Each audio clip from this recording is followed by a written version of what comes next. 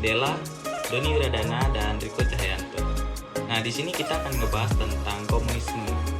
Apa sih yang kalian ketahui tentang komunis?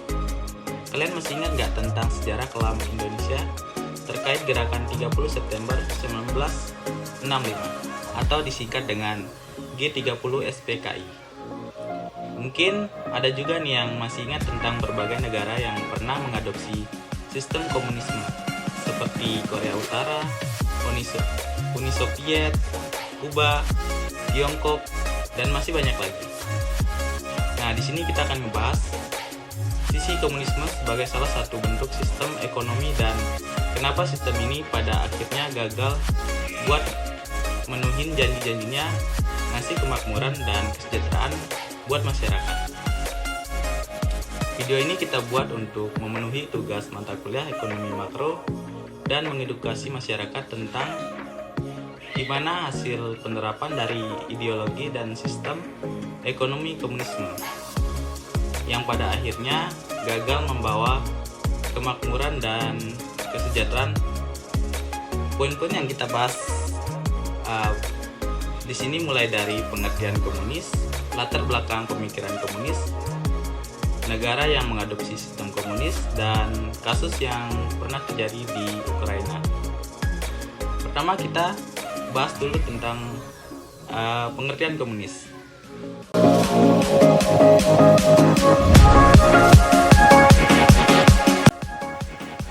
Baik, di sini saya akan menjelaskan pengertian mengenai komunisme. Komunisme adalah sebuah ideologi politik dan sistem ekonomi yang menganut prinsip kepemilikan bersama atas semua sumber daya, alat produksi, dan kekayaan di suatu wilayah. Dalam sistem ini, hasil produksi didistribusikan dan disalurkan berdasarkan kebutuhan masyarakat tanpa adanya kepemilikan pribadi atas modal atau alat produksi. Ciri-ciri utama dari komunisme yaitu kepemilikan bersama di mana semua sumber daya, alat produksi, dan kekayaan dimiliki bersama oleh masyarakat secara keseluruhan, bukan oleh individu atau kelompok tertentu. Distribusi didasarkan kebutuhan di mana hasil produksi didistribusikan kepada masyarakat berdasarkan kebutuhan mereka, bukan berdasarkan keuntungan atau kekayaan. Tanpa kelas sosial, masyarakat komunis tidak ada kelas sosial seperti bourgeois dan proletar. Nah, pada sistem komunisme tidak ada kepemilikan pribadi dan tidak ada kepemilikan modal atau produksi. Nah, semuanya dimiliki bersama atau komunal. Oleh karena itu disebut dengan komunisme. Dari pengertian tersebut, mungkin sekilas terkesan baik-baik saja sistem ini. Tapi kenapa pemerintah berbasis komunisme pada akhirnya identik dengan negara yang otoriter, rezim kekuasaan absolut, kebebasan bicara dibungkam, bahkan pelanggaran HAM berat? Nah, mari kita bahas bareng-bareng mengenai paham komunisme khususnya sebagai sistem ekonomi. Nah, untuk selanjutnya yaitu pembahasan mengenai latar belakang pemikiran komunisme.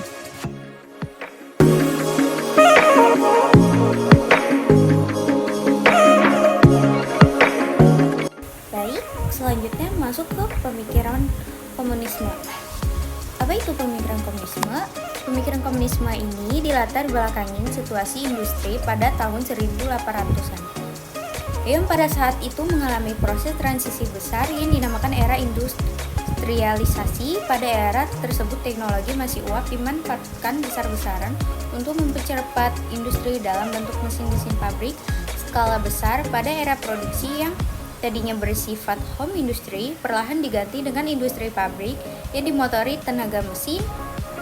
Di satu sisi, revolusi industri membuat proses produksi jadi lebih murah, cepat, dan juga lebih efisien. Tapi di sisi lain, ada banyak permasalahan sosial dan ketenaga kerjaan dengan banyak pabrik baru yang bermunculan. Otomatis, ada banyak kebutuhan tenaga kerja buruh untuk mengoperasikan semua mesin, alat produksi tersebut. Masalahnya, di era awal industrialisasi tidak ada standar kebijakan hukum yang melindungi kaum buruh. Jadi banyak pekerja pabrik di Eropa yang dipaksa kerja dengan upah rendah dan jam waktu kerja yang panjang. Di sisi lain, para pemilik pabrik tuan tanah dan mereka yang menguasai alat-alat produksi ini bisa menikmati keuntungan yang besar karena efisiensi yang disalin. Dari industrialisasi ini, akhirnya kesenjangan ekonomi antara para pemilik pabrik dan tuan tanah sama para pekerja buruh yang harus kerja mati-matian. Dengan jam kerja tinggi, inilah yang melatar belakangi pemikiran seorang filsuf Jerman bernama Karl Marx dan sahabatnya Friedrich Engels untuk membuat sebuah gagasan ekonomi yang ditulis dalam pamflet dengan judul The Communist Manifesto pada tahun 1848. Pamflet yang berisi 23 halaman ini ngebahas berbagai hal tentang masalah sosial dan ekonomi. Tapi intinya ada 3 yang kita bahas, yang dibahas. Tulisan itu ngebahas gimana eksploitasi dan penindasan yang dilakukan oleh para pemilik modal ke para kaum pekerja harus segera dihentikan. Pamflet The Communist Manifesto karya Karl Marx dan Friedrich Engels secara gamblang mengkritik sistem kapitalisme yang dianggap mengeksploitasi dan menindas kaum buruh. Para pemilik modal yang memiliki alat produksi dan kekayaan dianggap memperlakukan pekerjaan dengan tidak adil dengan upah yang rendah, jam kerja panjang, dan kondisi kerja yang buruk. Marx dan Engels menyerukan penghapusan sistem ini dengan pengganti sistem komunis di mana alat produksi dimiliki bersama dan hasil kerja distribusi secara adil. Mereka percaya bahwa eksploitasi dan penindas harus dihentikan untuk menciptakan masyarakat yang lebih adil dan sejahtera. Yang kedua, tulisan itu juga menyuruhkan ajakan buat para kaum pekerja supaya bangkit berjuang dalam gerakan revolusi dan mengambil alih alat produksi. Pamflet ini juga menyerukan revolusi kaum buruh untuk merebut alat produksi dari para pemilik modal. Menurut Marx dan Engels, revolusi ini diperlukan untuk menghancurkan sistem kapitalisme dan membangun masyarakat komunis. Mereka mempercaya bahwa hanya dengan mengendalikan alat produksi, kaum buruh dapat membebaskan diri dari eksploitasi dan penindasan. Revolusi ini bukan hanya tentang perubahan sistem ekonomi, tetapi juga perubahan struktur sosial dan politik. Yang ketiga, itu merumuskan sebuah gagasan cara hidup masyarakat komunal yang mampu mengelola sumber daya dan alat produksi secara kolektif, juga menciptakan masyarakat tanpa kelas sosial dan tanpa kepemilikan pribadi. Visi utama komunisme yang digambarkan dalam pamflet ini adalah terciptanya masyarakat komunal tanpa kelas sosial dan kepemilikan pribadi. Dalam masyarakat ini, sumber daya dan alat produksi dimiliki bersama dan hasil kerja distribusikan berdasarkan kebutuhan, bukan berdasarkan kekayaan dan status sosial. Masyarakat komunis dibayangkan sebagai masyarakat yang egaliter dan adil, di mana setiap orang berkontribusi sesuai kemampuannya dan menerima sesuai kebutuhan. Pamflet ini menekan pentingnya kerjasama dan solidaritas antara individu untuk mencapai visi. 3 poin ini merupakan ringkasan dari intisari dari tulisan Karl Marx yang pada akhirnya menginspirasi terbentuknya negara-negara mengadopsi prinsip-prinsip ini, mulai dari pengambilan alih alat produksi. Semua alat produksi dan sumber daya jadi milik bersama, distribusi sebuah kebutuhan masyarakat hidup tanpa kelas sosial, tidak ada pemilikan pribadi. Tapi apa benar komunisme akhirnya beralih menyejahterakan masyarakat? Mari kita bahas bagaimana nasib masyarakat dari negara lain yang berusaha mengadopsi sistem komunisme.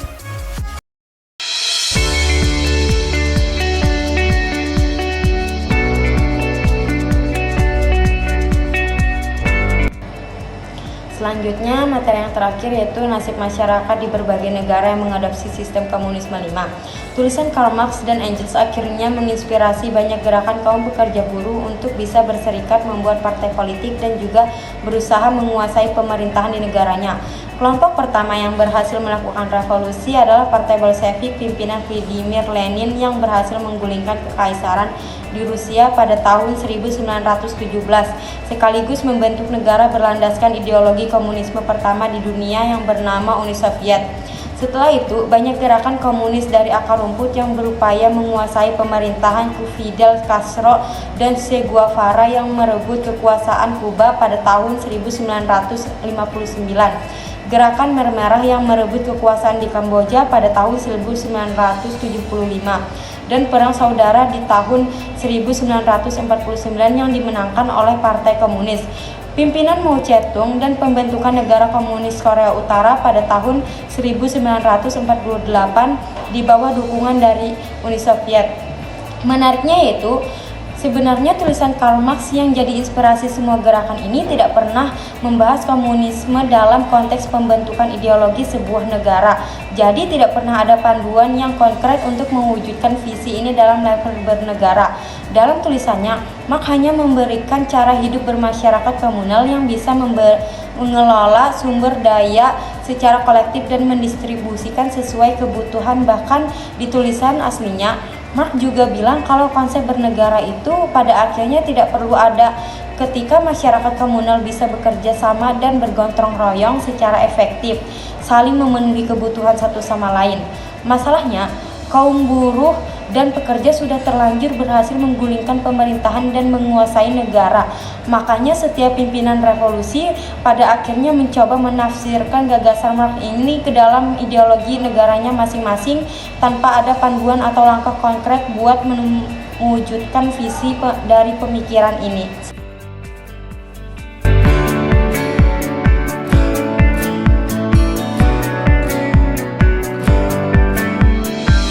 Baik, kita masuk materi yang selanjutnya, yaitu kasus mengerikan yang terjadi di Ukraina.